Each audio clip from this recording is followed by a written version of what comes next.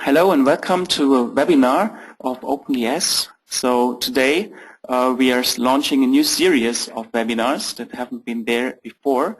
We are going to let our users of our community report from their current progress in their current and past work with OpenDS. And today Jacob Hoepner from the Technical University of Berlin is going to start to talk about different ways of route finding using OpenDS.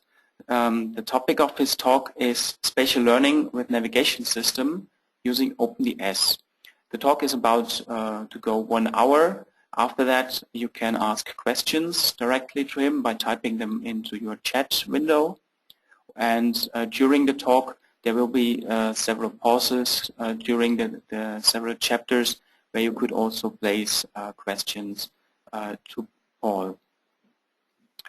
There will be more in the near future, so if you like to contribute as well by presenting your current status of your work, feel free to address us for scheduling of your webinar date. For now, I wish you a lot of fun and joy with Paul Jacob's webinar. I would like to hand over to you if you are ready. Yes, I'm ready. Okay, then here you are. Okay, so welcome to the webinar. Mr. Maat already told the topic. It's about spatial learning with a navigation system using OpenDS. I didn't make any webinars before, so if I make any stupid beginner mistakes, please bear with me. And also, as you can probably hear, English is not my mother tongue. I'll give my best, but if you have understanding problems, feel free to just ask, even in between via Skype, and I'll be happy to answer your questions. Just in the beginning, I wanted to introduce the project members in this case, of course, the Technical University of Berlin, who is the financial supporter of the project, the Department of Biological Psychology and Neuroergonomics, which is the department where I'm graduating right now with my master thesis, and Professor Klaus Gramann, who is the initiator of the project and the director of the Department of Biological Psychology and Neuroergonomics. Maybe as a little background about me, might be interesting to know, I graduated in media design in 2008, a subject which actually does not have to do so much with what I'm doing right now. After that, while media design studying, yes, I got in touch with coding programming the first time, did a little bit on a rather unprofessional level, but I got closer over the years. And then I worked as a web conceptor and app conceptor in several agencies in Germany and Austria, and decided to study human factors again in the year 2010. As the subject really interested me, and it was kind of a good addition to what I did before. So the media design studies were very good, supplemented by human factors.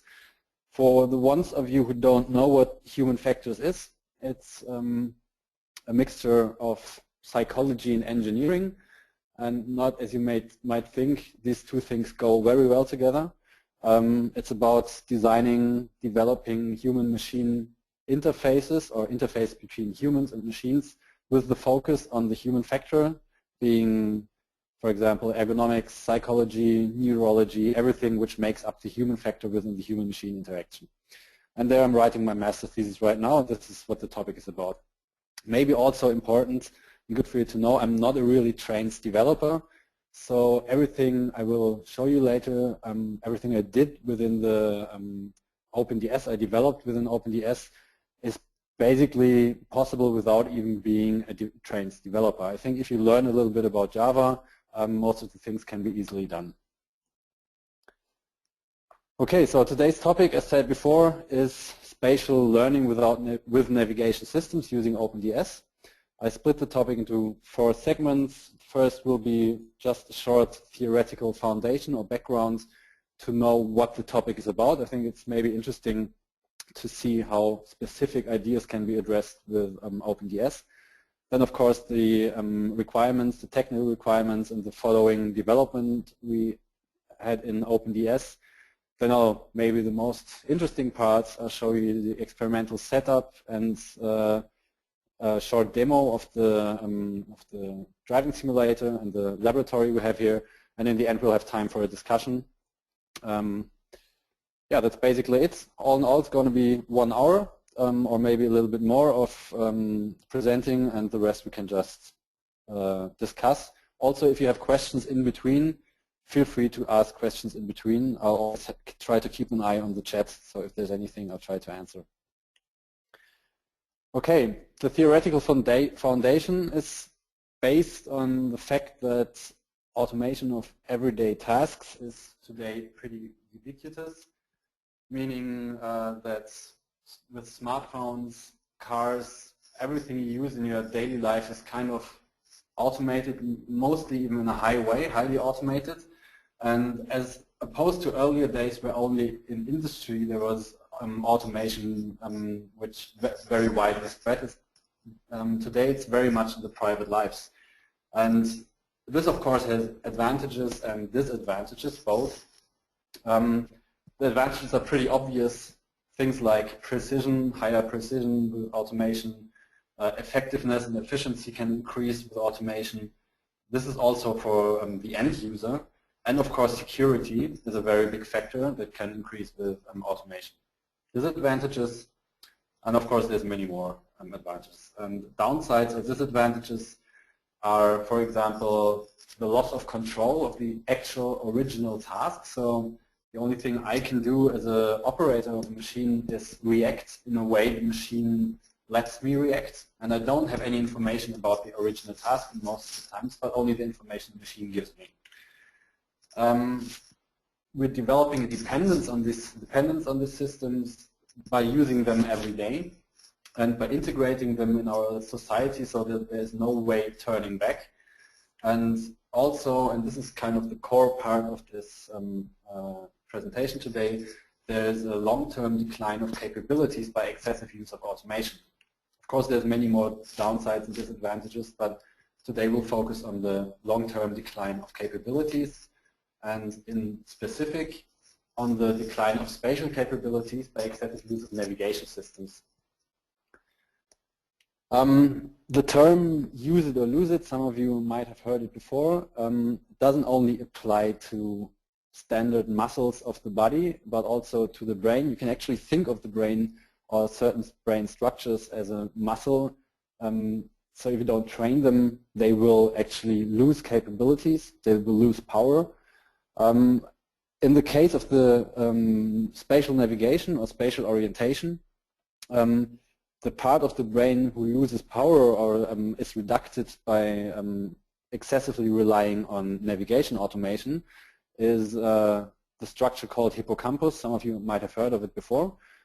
It's a structure which is, and that is the bad thing about it, you could say, is not only responsible for orientation or for spatial navigation or spatial capabilities. The hippocampus is mainly trained by spatial capabilities, but is fundamental for many higher cognitive functions. Like I said, orientation, but also, for example, memory. Every new memory which is made must pass the hippocampus. It's kind of the tool which makes long memories last. Also, emotions are connected to the hippocampus, and many more functions are linked in some way or the other to the hippocampus. So this makes the problem very, very big, you could say, because the use of excessive use of navigation systems does actually affect the structure of the brain, which again does affect very much higher cognitive functions. And as if this wouldn't be enough, there's another interaction with the demographic change. Demographic change and automation both are phenomena appearing today, and while demographic change has as a consequence increasing dementia just by the higher amount of older people, automation leads to the same problem by neglecting cognitive capabilities, neglecting the training of cognitive capabilities. And what you see here is what happens on the long term. While increased dementia is a pathological loss of cognitive spatial capabilities, that's actually one of the first capabilities that you lose when you're getting dementia or Alzheimer. That's the cognitive spatial capabilities. On the other side, there is automation, which leads to training-related loss of cognitive spatial capabilities. And if you put automation and demographic change together, you'll see that's kind of an explosive mix. That's also why the this topic is kind of well-known or well-researched, at least the single topics, demographic change and automation and the problems arising from it. But unfortunately, there seems to be a consensus in the relevant literature about the spatial learning and short-term advantages of highly automated navigation. So the consensus is that basically, in a simple way said, the better the navigation system is, and that's like the core target of economic and industry, to make them better. The better a navigation system is, the less we learn about our environment, the less we have to think, so the more decline of our spatial cognitive capabilities. And this trade-off basically says that there's nothing we can do if we want to use highly automated navigation systems. This is the point where we in our department said there must be a way to go around this trade-off, and there must be some kind of potential to the excessive use, actually. So it's actually quite obvious, if you think about it closer, that the advantages of highly automated navigation, of course, do lead to a very excessive use of the navigation systems. This excessive use does have pose a certain potential of everyday training through the everyday use. And if it's little training units or a little training in everyday use, this can lead to enhanced training of spatial capabilities in the long term. So the key word here really is, and that's about the last thing I'm actually allowed to say about the system, about details of the system that we're implementing, because I'm on a non-disclosure agreement about the very details of the system we are implementing. But the keyword here really is implicit training. So what we do is we don't develop a navigation system that the user uses and the user trains with consciously, like being in a training mode or the navigation system asking questions or something. We want the navigation system for the user to appear just like a normal navigation system, but to make the user learn about the environment without the user actually knowing. So that's implicit training or implicit learning. This is the only way actually to keep the attention on the original navigation task and still learn. So in the way of the trade-off, to say, we do have optimal automation of navigation, but on the other hand, we still learn something. And on the other hand, it's the only way to allow the optimal use of automation advantages. This is just for you to maybe visualize the trade-off I talked about before. That's the current state of the of literature, of relevant literature, is that the higher the advantages, the less training of spatial capabilities, and the other way around. The more training of spatial capabilities, the less advantages. You could think of using a paper map, for example, being very, putting much effort in reading it, rotating it, turning it around, trying to locate objects you locate in reality. All this working with the environment makes a very precise picture of it. When this goes away, you don't learn anything about it. Now, the idea of us is to increase training of spatial capabilities and keep the advantages on the same level, or maybe even improve them. So you can see, in our case, we're trying to take a navigation system with optimal automation. We will come to that later, how we implemented it with optimal automation. So being a navigation system that normally you would think has very few training capability, doesn't train the spatial capabilities very well, and we try to increase it on this level. Okay, so that's so much to the theoretical foundation. I'll ask if there's any questions for this now, and I'll just wait for, I don't know, 20 seconds maybe. If someone has a question, maybe just post it as a chat, and otherwise I'll just continue with the developments we made in OpenDS.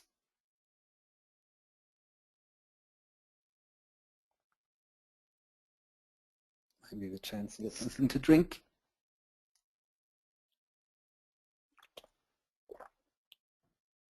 Okay, so there doesn't seem to be any questions up to now.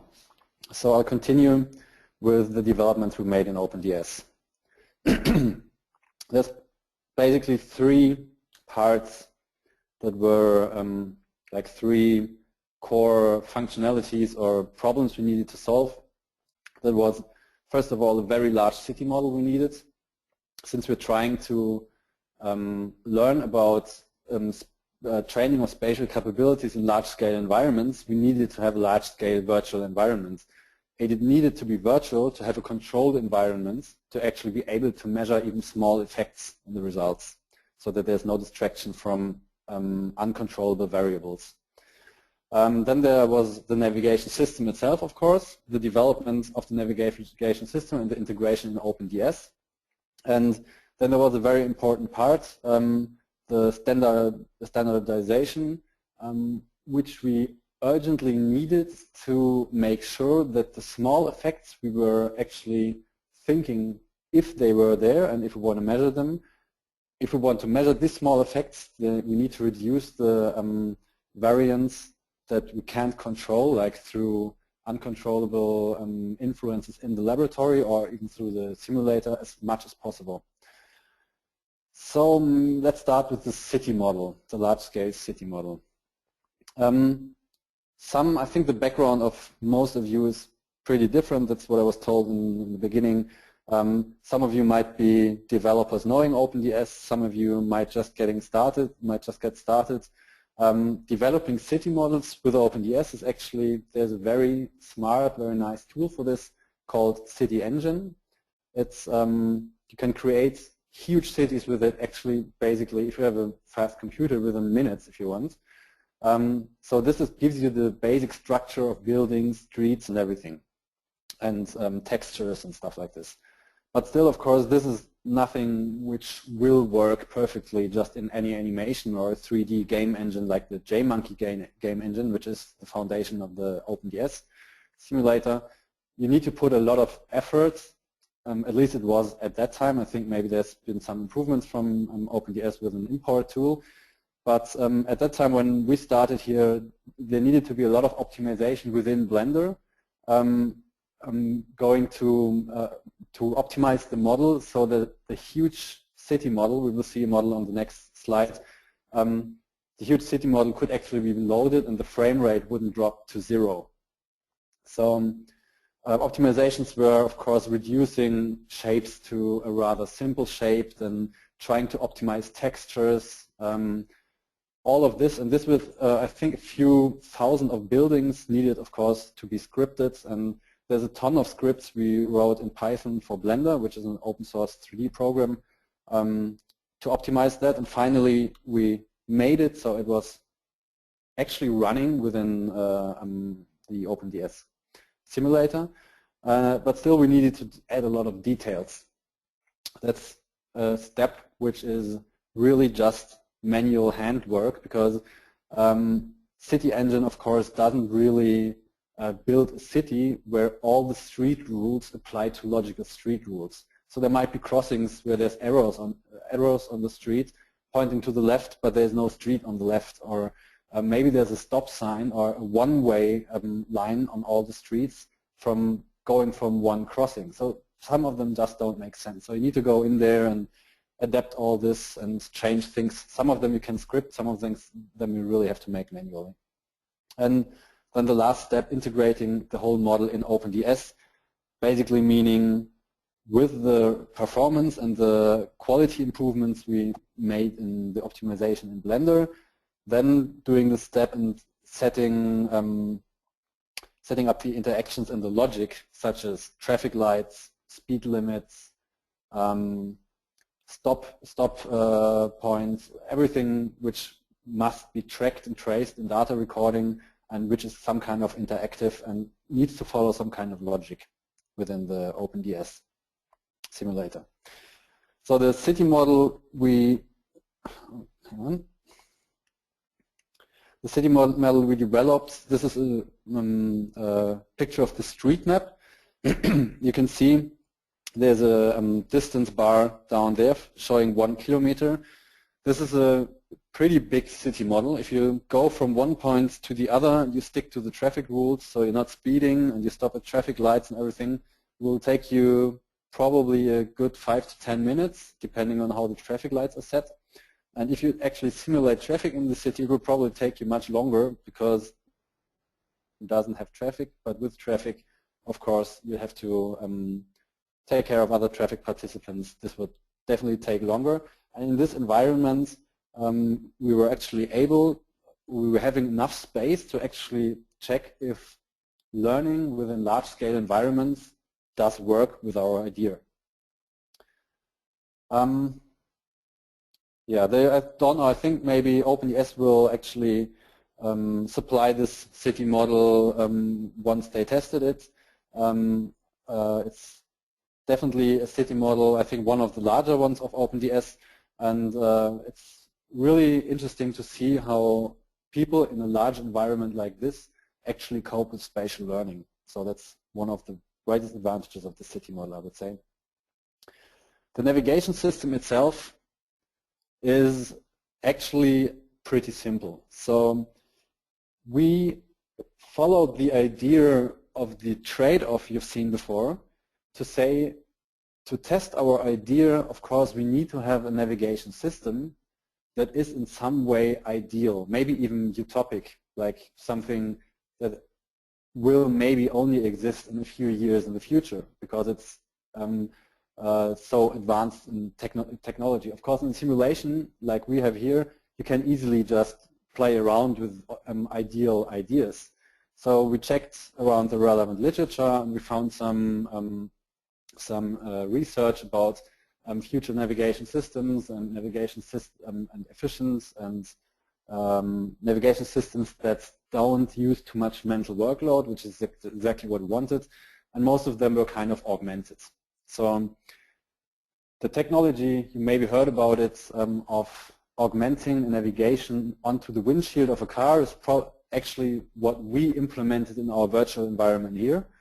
And what we wanted to achieve with this, it's a very important point actually, is that the navigation system would have to be so good that the user wouldn't have to think at all about the environment. Because if you build a navigation system where it's maybe not clear where to go now, which direction or which turn to take, the user would have to start to think about the environment and just from that having a learning effect. And that we didn't want to have. So our navigation system would have to be so foolproof, a total drunk idiot would have to find a way. So you will see later how we solved this. We solved it basically with augmenting the information into the virtual environment. Of course, we had visual information and auditory information. Being multimodal is known to be reducing mental workload in many human-machine interactions. And for that, we needed to do some adaptations, smaller things like enabling objects to be loaded with an OpenDS that actually have a transparency, because we augmenting the objects, they needed to be transparent, otherwise they would block the site. Then we added auditory announcements as well. And for these announcements, for our specific case, it was very important to be able to actually change the announcements rather frequently, almost for every experimental run, like for every subject. So we implemented a text-to-speech system, a text-to-speech system which actually uses the Google text-to-speech system, which is the best text-to-speech system from the speech quality up to now that has a Java API. And we implemented that, played around with it a bit, so made it possible to even translate long sentences by splitting them up in single auditory files. And with this, it's very easy now to actually change the navigation announcements, the auditory navigation announcements, within a few seconds. We actually also build a tool to change this automation, navigation announcements, so that people who can't code, who don't know XML, can just start the tool and change the navigation announcements for the single experiments. The whole navigation system is trigger-based, so that is one thing that OpenDS does come along with. It's based on the collision of invisible triggers, of the collision of the car with invisible triggers, and this makes it not very dynamic. And of course, to program a complete navigation system would have probably just been too much effort. So we made a trigger-based navigation system which just gives you the announcements when hitting a trigger in front of a crossing, for example. Then it tells you to go right. This has a big disadvantage that if the user does get lost, though the navigation system told him to take a turn, he doesn't, we need to find some kind of way to get him back, because the navigation system won't be able to calculate that, because it doesn't calculate. And we needed some kind of error handling strategy there, which is not dynamic, but which can handle the dynamic errors a user can make. Like a user can take a wrong turn at every crossing, but making triggers at every crossing would be hundreds of triggers, which would be far too much for OpenDS. So we introduced a automatic drive back function, which basically doesn't do anything else than measure the distance to the given line. And if the distance is greater than a value which can be set within the XML of OpenDS, if it's greater than, let's say, 20 meters, the car will automatically drive back on the same route it came and be set to the last point on the ideal line it was on. This way, it's a highly standardized setback. The user doesn't have to turn around. The experimental supervisor doesn't have to get involved and tell him how to drive back. It's all automated and nothing is really distracting from the actual task. We'll see that later in the demonstration. And the last point, the experimental standardization. As I mentioned before, a very important part to be able to measure even small effects. Since in this first step of this experimental setup, we don't expect to revolutionize the way automation works, but we're trying to take little steps one by one and try to find out where the effects actually are. Important for this was that all tasks should be done in one position. So the subject taking part, participating in the experiments, should be sitting in the driver's seat all the time and do all the tasks, all the measurements we were wanting to do within this driver's seat. This needed some changes, for example, for the surveys, because it's very complicated to actually write with a pen within the driver's seat. So we took a tablet, attached it to the steering wheel, and now you can just type and do your service with a tablet, the steering wheel. The sketch map can be drawn directly next to the driver's seat, but I think the most important part of this standardization was, and probably the most innovative too, is the reaction tasks we implemented. Maybe as an explanation, the reaction task we needed to implement was there to measure the time the reaction a user would need to identify a crossing on a picture. So if he drove the route before with a navigation system, after that we wanted to check if he recognized the crossings that he passed to see if there's any spatial learning. And these crossings are presented in a still picture, and the user can react with, for example, steering left for saying I took a left turn at this crossing, steering right for saying I was taking right turn at this crossing, hitting the gas pedal for saying I was going straight at this crossing, or hitting the brake for saying this crossing wasn't on my route. This is just an example setup of the reaction task, but basically the reaction task is nothing else than a PowerPoint XML, a PowerPoint file and an XML file. So you just put pictures of the crossing in a PowerPoint file, you drop the PowerPoint file in the same task as in the same folder as the reaction task, and it runs. So it's very easy and scalable, so even other people who write the master thesis maybe after me, they can use it without actually getting involved into the code, but they can just change a PowerPoint presentation and that's enough. And it measures, of course, the time the user needs to react and also the user input. So any possible user input will be accepted as a reaction from all the keys on the keyboard, but also, of course, everything from steering to turn signal to horn to brake, gas pedal, everything can be as a reaction. And a very, very important part as well were the PowerPoint instructions. It's a very simple way to actually use them now. You just drop the PowerPoint instructions into a driving task, for example, and the PowerPoint will automatically be loaded before the driving task, and the user can steer through the instructions by turning the steering wheel to the right, going to the next slide, or turning the steering wheel to the left by going to the previous slide.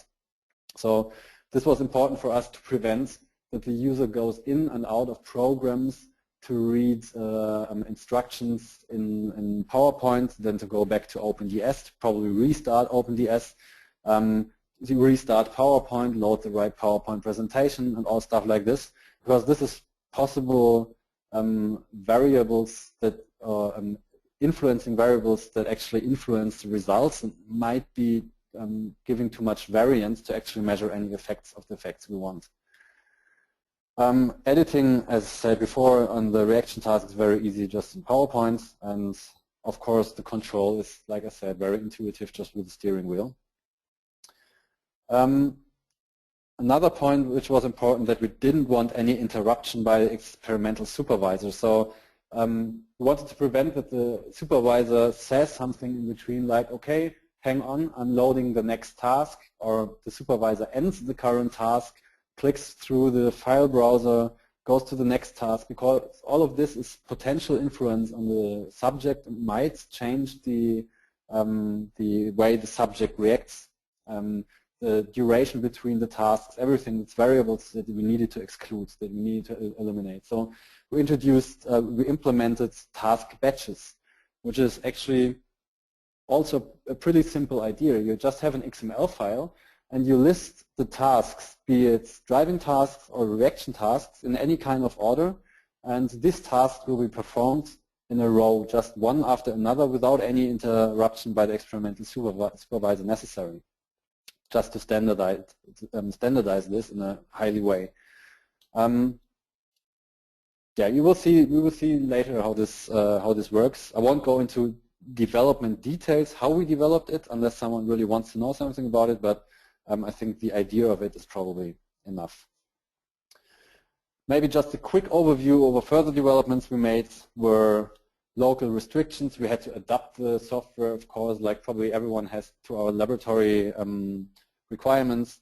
Like we don't have any gears, we don't have a CAN server in our simulator, so we needed to do this all over keys. The user must be able to drive reverse. He doesn't have a keyboard on the steering wheel, so we needed to bake built-in buttons on the steering wheel to be able to drive back. We integrated turn signal sounds, a dashboard which is externally addressed over TCP/IP over the local network. So speed, rounds per minute, and gear is actually shown to the user on the dashboard. We planned on keeping the whole thing very flexible, so we wanted that further developments, further experiments can adopt the software on an XML level basically without actually coding in OpenDS. So most of the changes we made can be changed via XML. For the model editing of the city, for example, we have a lot of scripts in Blender which enable the user, that's our vision, it's not as far now, but enable the user to build a model with City Engine, drop it into Blender, run a few scripts over it, export it for City Engine, and have a large-scale city model which actually works and has some of the most, like the parts of the project which need most effort already done. Then we have immersiveness, a very important thing, to actually have a simulation where the user feels he is in a real environment, at least a little bit. For this, it was important for us to change, for example, the speed perception. Since the speed perception, as we found out, depends on various measures within the simulation, such as the distance of the car from the ground, the field of view of the camera, like is it maybe 35 degrees or 65 degrees, this changes the perception of the speed. Also the size of the beamer and the distance from the beamer, from the projection. So in order to be able to adopt this to a speed that the user actually feels he's driving, we put a speed perception factor within the XML where you can actually now just change the factor, and this changes the speed which is shown to the user on the dashboard. So the user sees on the dashboard what he feels from the presentation. We changed the gas behavior from the gas pedal, so the speed of the car is now aligned to the position of the gas pedal, and this is probably not for all important because the simulation of the gears of the car is not as realistic now anymore. But this helped us a lot for the subjects to be able to keep speed limits, because there were some problems with driving exact speeds before because the car started to shifting up and down. And as well, there's the steering. We didn't spend much money on the controls. We bought a $80 game controller from Logitech, and that one's got the big disadvantage that it's only rotatable by about 110 degrees, which is about a fourth of normal steering wheel. This means that the steering of the car is very sensitive, like 4 times as sensitive as in a normal car. In slow speeds, this might be okay, like driving very slow. You get to use it very fast. But if you're driving fast with such sensitive wheel and you just touch it a little bit and turn it, and you're going 100 kilometers an hour or something, you'll just go off the road and into the bushes. It's very hard to control them when you're really fast. So we put a steering influence factor from the speed into the XML, so you can say the faster I go, the less sensitive my steering should get. And last but not least, data recording. We added data recording for the turn signal. We're recording all the triggers that are hit. We're recording the speed zones in the text file, in the car TXT file. We're recording a subject backup. So after each project run, the whole subject with driving tasks and everything is copied into a backup file to be able to completely restore that in case you want to rerun the simulation in the exact same way. And of course the off-route restriction, like leaving the predefined route for more than 20 meters, is recorded, so you can say, oh, the user got lost like 2 times or 3 times. And something maybe more a comfort thing maybe, but we put in automation, automatic subject IDs. So when you start the task, the system scans the analyzer folder where all the data is saved for subject IDs, takes the next subject ID. In this way, you're safe to not accidentally overwrite some folder or overwrite subject ID that already performed the experiment. Yeah, that's it for the development in OpenDS. If you have any questions now, please feel free to ask. I'll be like the chapter before, I'll just be waiting for a few seconds, and if there's any questions, I'll be happy to answer them. And we'll continue in a few seconds with the experimental setting and the demo of the driving simulator.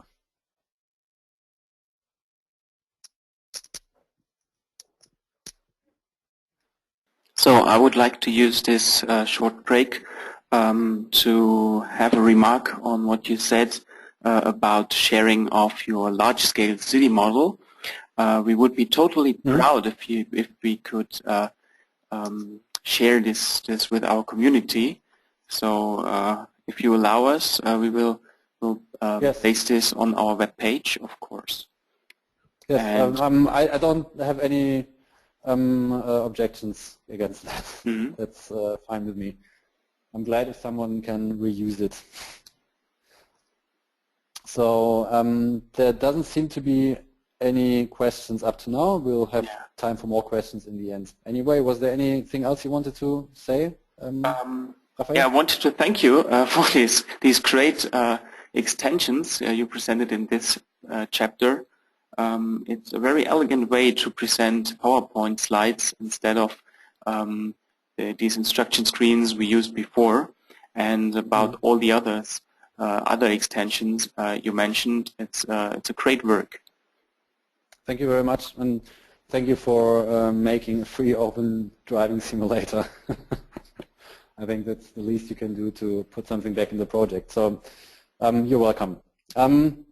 Okay, so let's continue with the experimental setting and the demo. There's 3 parts I want to show you. That's, first of all, we'll briefly look into the Blender city model within Blender to get an idea of how large it is and how it is constructed and set up. Then I'll just show you very quickly the laboratory, how we are set up here. Might be interesting for other people who want to make projects like this. And then we'll have a little test drive through the experiments. I won't make it the complete experiment because the complete experiment lasts for about an hour. I'll just take a shortcut from time to time, but I'll show you the basic functions that we implemented, and that's probably one of the most interesting parts. Yeah, so let's get going. I'll just have to start Blender. Here it already is. This is a view from, yeah, I don't know, probably a kilometer of height or something on the city model. You can get an idea when you look at the streets that it's a pretty large city model. Like the streets you see down here, some of them have 3 or 4 lines, and the buildings downtown, some of them are, I would say, at least 100, 150 meters tall. So in this environment you can play around a lot with different routes, exploring the city. It's actually kind of fun. I mean, I've been driving the city around a lot, trying to figure out where there's traffic rule violations by wrong signs or something and correcting everything. And it's really kind of fun to explore the city, which was dynamically created by City Engine on some random rules, more or less. For the setup of the model, if you will get it over OpenDS, you can probably, you will also have this structure here. I'll change to this view. You can see this is the wireframe view. There's, for example, a park in the city model as well. There's suburbs, the downtown city area where there's skyscrapers, and of course there is something very important we implemented, because City Engine doesn't do that, is landmarks, for example. Landmarks is everything that stands out a little from the standard city buildings, and especially for classic navigation, for orientation, we need some points where we can orient on. If we don't have these points, it's getting really hard to orient, and since we wanted to have a realistic environment with these visual anchor points, we implemented these landmarks into the model. Then of course there's the navigation objects that we built into the model. As you can see, we tried to make Blender kind of the map building tool. So we don't really use the XML as much as originally suggested by OpenDS, but we kind of put everything together within Blender, because this is a kind of what you see is what you get experience, and you just put everything in the right place, and then you export it as a model, and you just edit via XML without changing the coordinates or anything, and it's there. So this file of the OpenDS map kind of contains everything you need. Also there is, beside landmarks, there's the traffic signs, then there's the speed signs, for example, then there's the traffic lights, and triggers and waypoints, for example, for the ideal line. Everything is made within here, and then we have a ton of scripts which have not been documented yet, unfortunately. This is going to be a lot of work, but a ton of Python scripts where you can, for example, export the triggers. So you run the script and it just exports you all the triggers. It also creates the XML file for OpenDS. So you can just export the triggers and copy the XML file in the right place, or copy the contents of the XML file, and your triggers will be there in the right place. Of course, you still have to link them to activities, but some of the redundant work you do all the time when changing little things is taken over by scripts. Same with landmarks or the city model. Okay, so is there any questions regarding the city model in Blender? If there are questions, maybe it's just smarter to say you just ask the questions anyway, and I will answer them when I have time in between, so we don't have to wait every time I ask if someone has a question. Okay, so let's go back to, oh no, yeah, now I'll show you the laboratory. I'll have to start my webcam for this. Where is it? Here. Okay.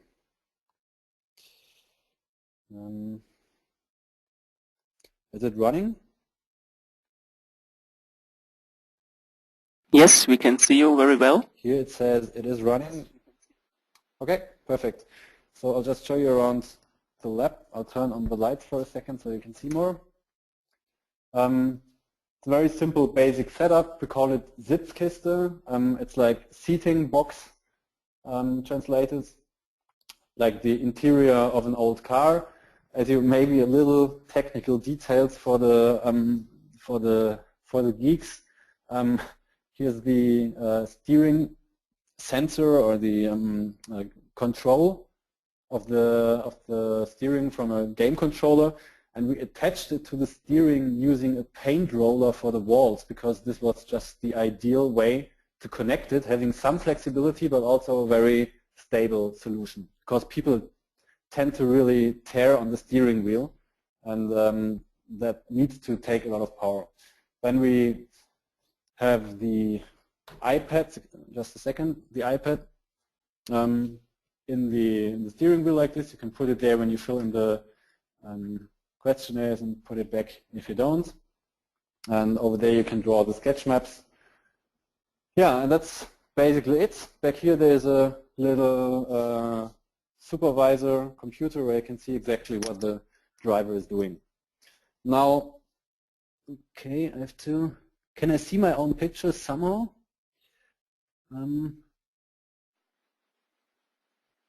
Trying to figure out. Sorry, I cannot help you there. We didn't use webcam before.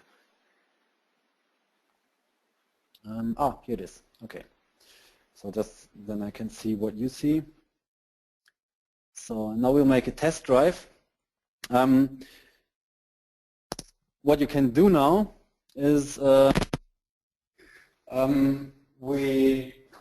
original system of OpenDS driving simulator was that there's driving tasks basically, and that were all the tasks. Now we have a differentiation. We kind of changed the task model to that you have batches where you can combine multiple tasks.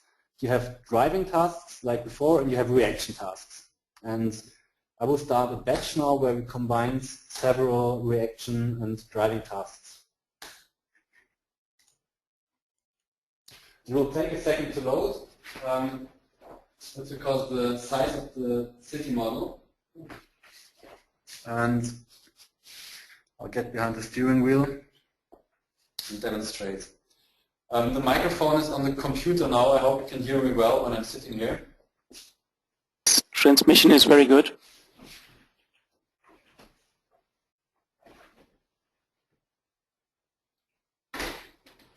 So this is the start of the instruction.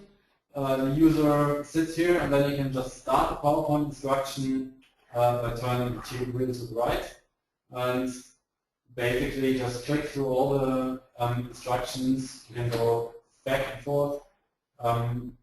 Very intuitive way to go through, and you doesn't need to leave the place. There is no interaction with the experimental supervisor necessary.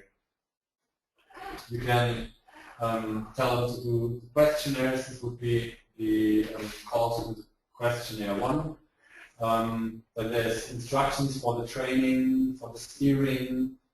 Say, for example, the steering wheel only has 110 degrees, so it's very sensitive steering. Explaining that it's automatic driving without clutch, where the reverse gear is positioned on the steering wheel. To stick to the traffic rules is an important measure because by breaking the traffic rules, we actually measure if the person was distracted. Yeah, to make themselves comfortable and then to try everything with the training. And if after the last slide of the PowerPoint the user turns the wheel once more, the simulation starts. This is just a training environment now, so there's no really buildings or anything. The focus in the training environment was to make the user get used to the steering, to braking, to try to get used to the traffic signs. We have a little traffic in here to show him that there's other traffic, so it makes some kind of an intuitive rule to not break that traffic routes. Of course, the turning signal, everything implemented, and yeah, you can just go to anywhere you want. Yeah, there's actually not so much to say about the training. This would normally, this is another feature of the batch, of the driving task batches. You can either set a driving task to end after hitting the trigger, or you can set it to end after a certain period. So this training would end after 5 minutes, 300 seconds. I will shortcut this now a little bit because it's not that interesting to drive all the way. You can just also, with the key, skip to the next scenario, to the next task. The next task now will be the actual task where the user navigates using the navigation system. And as a follow-up on this, there's going to be the reaction task, and then there's going to be the repetition of the driving. So the user has to find the same route again without navigation system. And this is also to test if the user actually learned or didn't learn. The navigation system I'm showing you now is not a navigation system. It's not exactly the navigation system that we use in our experiments, because like I said, I'm under a non-disclosure agreement. I can't show you the details exactly, but you will see the features that we implemented.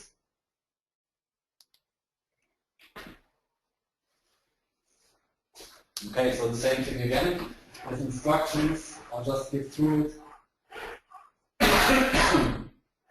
Okay. Now you see the city model, you can see the skyline on the horizon, very small. And yeah, if I would drive all the way, it would take about probably 10 minutes or something to go to the other. Die Sprachübertragung beginnt jetzt. Alle Teilnehmer befinden sich im Zuhörermodus. Oops. And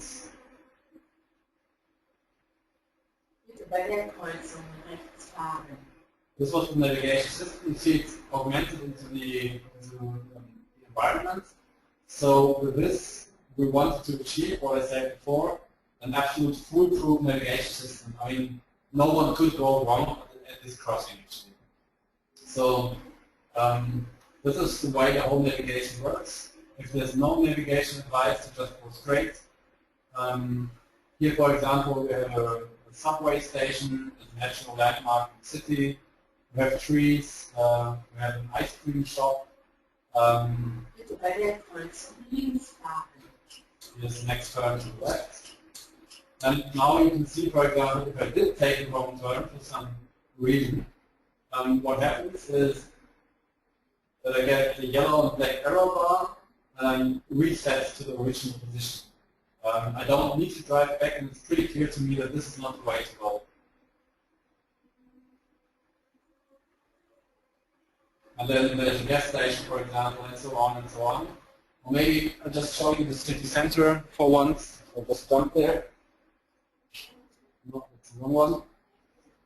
This is downtown in the city center. You can see traffic lights, I won't wait for it to get green now.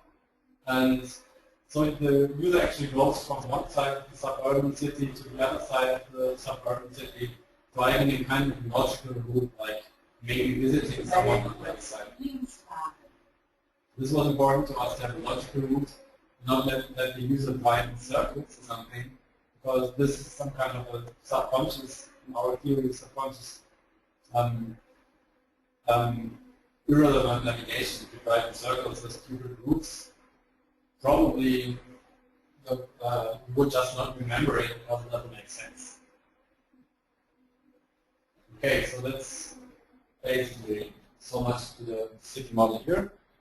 All the textures and everything is the highest quality that city engine, so the city generator actually gives. So this with about 90 frames per second is pretty good performance, I guess. Okay, so this is that model. Then I'll start the reaction task for you to see how the reaction task looks like.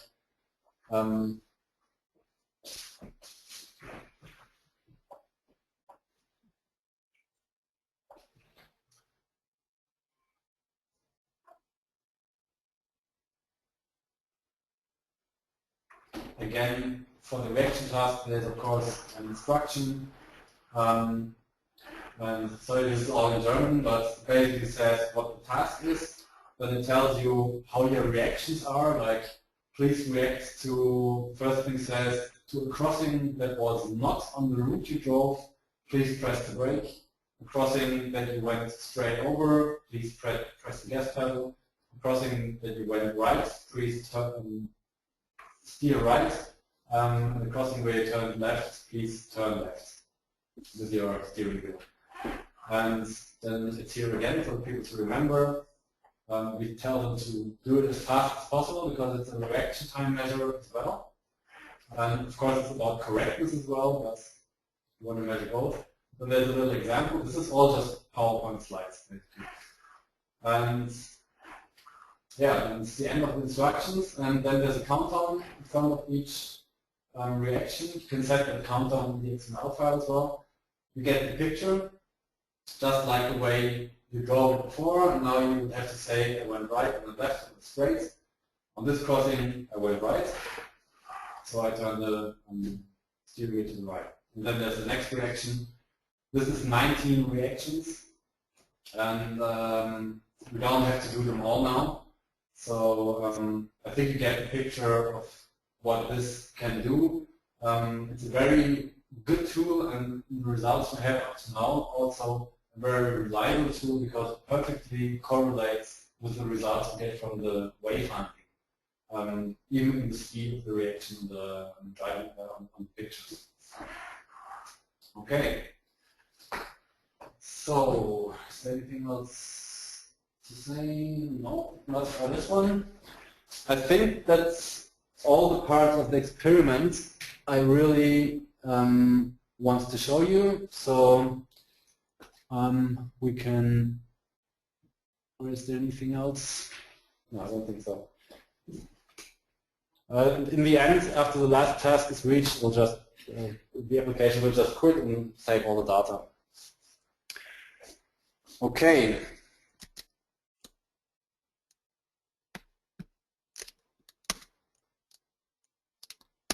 Oh.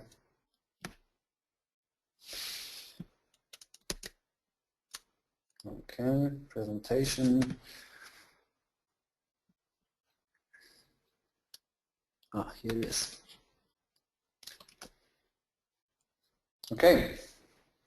So, are there any questions up to now? Feel free to ask. Well, it seems the audience is quite happy. Of the test drive, and cool.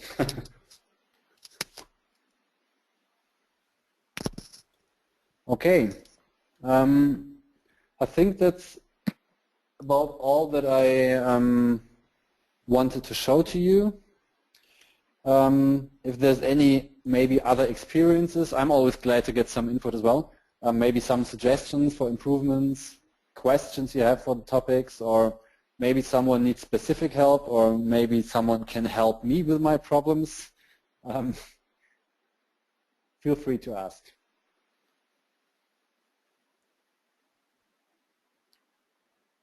Well, nobody has questions. Okay. So then I thank you very much. It was very interesting for us to see what others do with our software.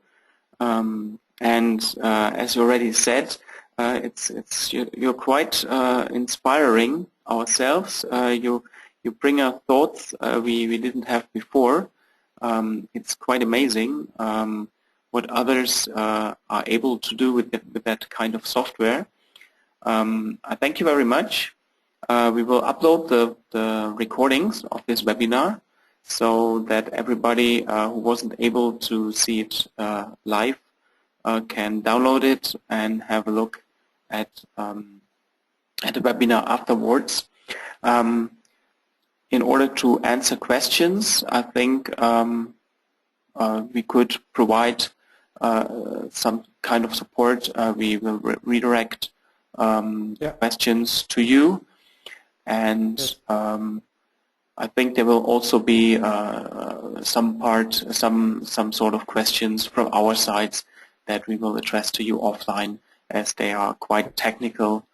But in total, I think it's a great work, and I hope to have some more participants for the next few webinars and also interesting minds on working with the software. Okay, so then thank you as well very much for giving me the opportunity to present this topic. And like I said before, I'm very willing to share everything from the model to the changes in OpenDS. And at the end, it's an open source software, so this is the way it should go, I guess. And yeah, if anyone has specific questions, technical questions for the changes in OpenDS, or maybe for the model in Blender, or anything maybe I didn't address now, just feel free to write an email to OpenDS, and they will, like Raphael said, forward it to me, and I'll be happy to help. Thank you very much, and goodbye. Yeah, thank you very much. Goodbye.